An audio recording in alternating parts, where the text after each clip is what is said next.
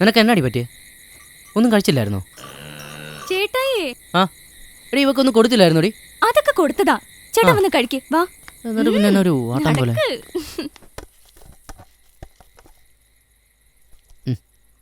ചമ്മന്തി ഇല്ലടി? എന്നാ പറ്റിയ അമ്മച്ചി? ഭയങ്കര പുളിയാന്നല്ലോ ഇതിന്. പുളിയുണ്ടോ? അയ്യോ നേരാ, ഞങ്ങള് കഴിച്ചപ്പോ അങ്ങനെ തോന്നിയില്ലായിരുന്നു ഇല്ലേടി?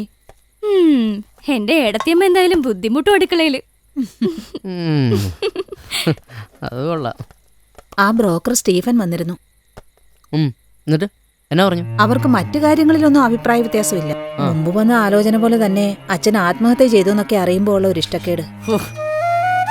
ഈ ജീവിച്ചിരിക്കുന്നവരെങ്ങനെയാന്ന് നോക്കാണ്ട് മരിച്ചവരുടെ ഗുണദോഷങ്ങൾ നോക്കുന്ന ഒരാൾ എന്റെ പെങ്ങൾക്ക് വേണ്ട. ഇതെന്നാ കഷ്ടം? എന്റെ അച്ഛൻ മാത്രമാണ് ഇവിടെ ആത്മഹത്യ ചെയ്തേക്കുന്നത്. ആത്മഹത്യ അല്ലെങ്കിൽ ജാതദോഷം എന്തെങ്കിലും പറഞ്ഞിട്ട് വരും. എത്ര തലമുറയ്ക്ക് ഇരുന്നുണ്ടാനുള്ള വകയാ ദൂർത്തടിച്ച് കളഞ്ഞേ. അവസാനം കടക്കാര് വന്നപ്പോ മക്കളെ കുറിച്ച് പോലും ആലോചിക്കാതെ. അതുകൊണ്ടല്ലേ പുലർച്ചെ കോഴി കൂവുന്നത് മുതൽ പാതിരാത്രി വരെ നീ ഇങ്ങനെ വിശ്രമമില്ലാതെ ഓടുന്നത്? അമ്മ എന്നാ അതിനെ തൊട്ടതിനും പിടിച്ചെനിക്ക് അച്ഛനെ കുറ്റം പറയുന്നേ? അച്ഛനുണ്ടാക്കിയ കടമൊക്കെ ഞാൻ വീട്ടിക്കോളാം. എന്നാൽ ലോൺ കറക്റ്റ് സമയത്ത് പാസ്സായിരുന്നെങ്കിൽ അച്ഛനൊന്നും ഉണ്ടായേന. അമ്മ, സെക്രട്ടേറിയറ്റിന്റെ റാങ്ക് ലിസ്റ്റിൽ പേര് വരുമ്പോൾ എൻ്റെ പേരുണ്ടാവുന്ന കാര്യം ഉറപ്പാ. അതോടുകൂടി ഒരു ലോൺ എടുത്ത് നമ്മുടെ കടങ്ങളൊക്കെ വീട്ടാന്നേ.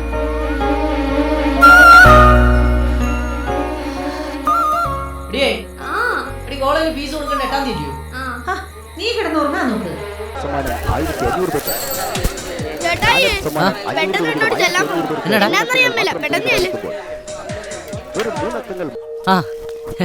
രാമൻ ചേട്ടേ എന്നാ ഉണ്ട്?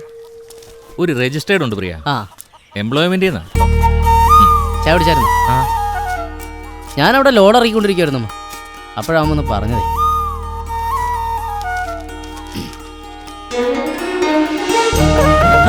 അമ്മ, എനിക്ക് ജോലി കിട്ടിയമ്മ. താലൂക്ക് ഓഫീസിലാ, താൽക്കാലിക വേക്കൻസിയാ.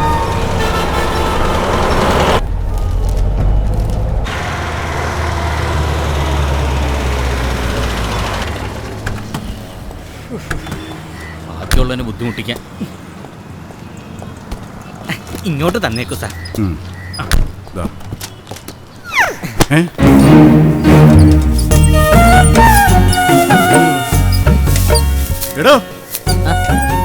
ഇത് എന്നാ അഴുക്കാന്ന്? ഇതൊന്നും നമ്മുടെ ആരും ശ്രദ്ധിക്കുന്നില്ലയോ? വട്ടനാന്ന് തോന്നുന്നു. അതെ അതെ, അല്ലെങ്കിൽ പിന്നെ ആരെങ്കിലും സർക്കാർ ഓഫീസ് വൃത്തിയാക്കുവോ? ഇങ്ങോട്ടിറങ്ങി വാടൂ. സാറിന് കരുതി നിന്നോണേ. ഞാൻ മോളിത് കണ്ടില്ലായിരുന്നു കേട്ടോ. അതൊക്കെ പൊടിയായിരുന്നു. എന്താ ഇത്? സോറി. ഇത് ആരാന്നറിയാവോ? തഹസിൽദാരാണ്, തഹസിൽദാർ.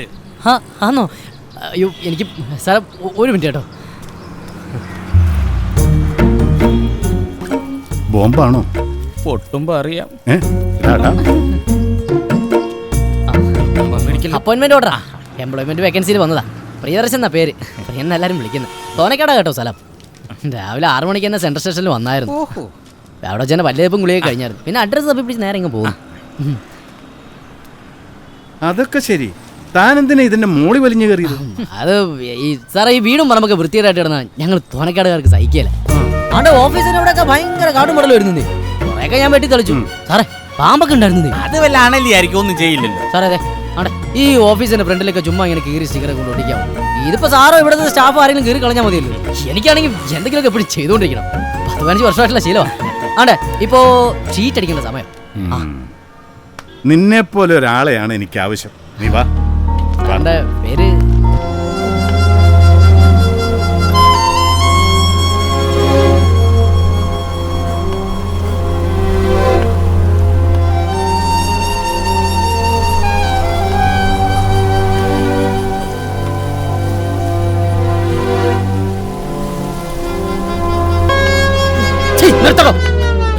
മതി നടത്തിച്ചത്.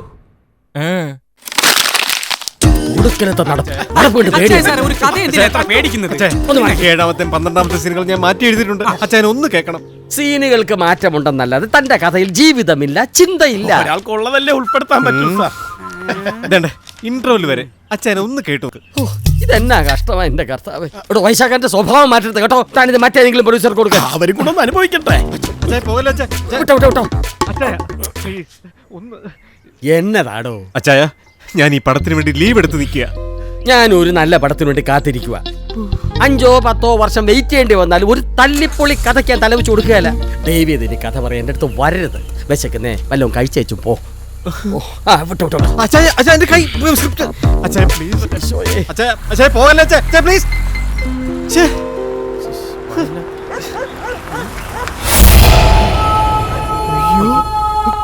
ആരാ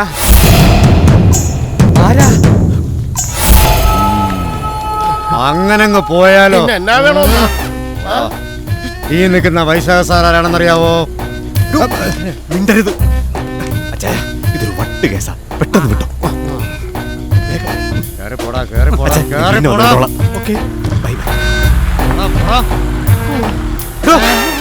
തന്നോട് ഞാൻ പറഞ്ഞിട്ടില്ലേ വീടിന് പുറത്ത് വന്ന് അഭ്യാസം കാണിക്കരുത്. പോടോ. എന്ത് കൂവാ? അതെ, സാറിനൊരു പ്രശ്നം വരുന്നിടത്തൊക്കെ ഞാൻ വരണ്ടേ? ഒന്ന് പോടോ. അങ്ങോട്ടല്ല സാറേ, നമുക്കൊരു കാര്യം ചെയ്താലോ? ബുദ്ധി ഉറയ്ക്കാത്ത മറ്റേതെങ്കിലും നിർമ്മാതാവിനോട് ഈ കഥ പറഞ്ഞാലോ? വേണ്ട. എടാ അച്ഛൻ എൻ്റെ കയ്യിൽ സൂപ്പർ സ്റ്റാറിന്റെ ഡേറ്റ് ഉണ്ട്, പിന്നെ കുറച്ച് മനുഷ്യത്വമുണ്ട്. എന്തായാലും അച്ഛൻ വിചാരിച്ചാലേ ഞാൻ രക്ഷപ്പെടും.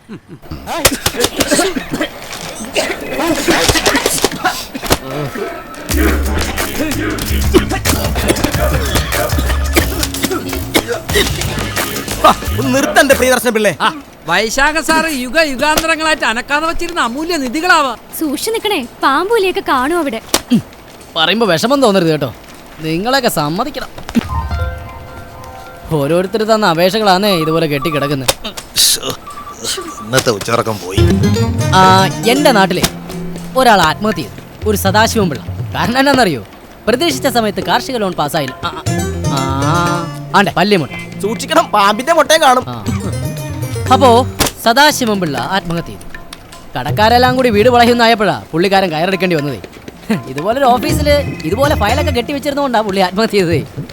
എന്ന് വെച്ച ഒരു ക്ലാർക്ക് വിചാരിച്ച ഒരാളെ കൊല്ലാനും ഒരു കുടുംബത്തെ വഴിയാധാരാക്കാനൊക്കെ പറ്റും, ഇല്ലയോ സാറേ? പിന്നെ ഈ പറഞ്ഞ സദാശിവം പിള്ള എൻ്റെ അച്ഛനാ കേട്ടോ.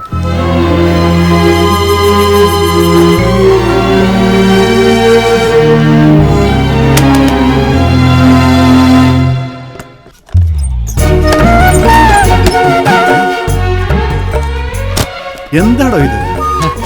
വന്നപാടെ ജോലി അങ്ങ് തുടങ്ങിയായിരുന്നു. 218 പെൻഡിങ് ഫയൽ ഉണ്ടായിരുന്നു, അതെല്ലാം കൂടി രജിസ്റ്ററിൽ ചേർത്തായിരുന്നു. അപ്പോൾ ഈ സെക്ഷനിൽ ഇത്രയും ജോലി ഉണ്ടായിരുന്നുള്ളൂ. എന്തേ ഇത്രയും പോരെ? ഇതിപ്പോ 2-3 ദിവസത്തിനുള്ളിൽ തീരത്തില്ലയോ?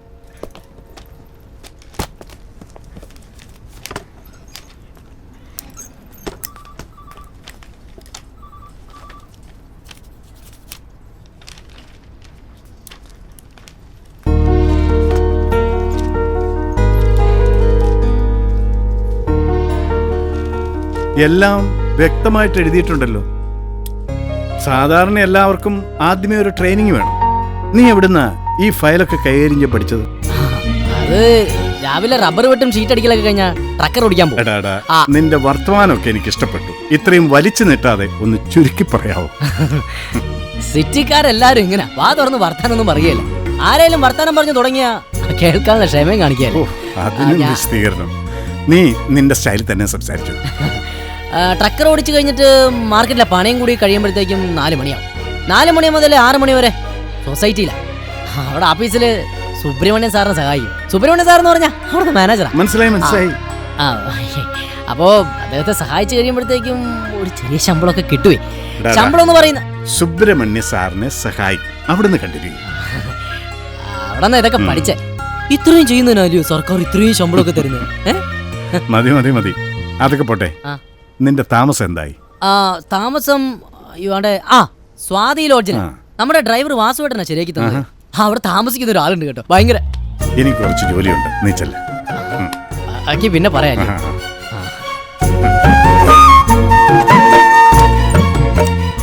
ബോറടിച്ചായിരുന്നോ? ഇല്ല.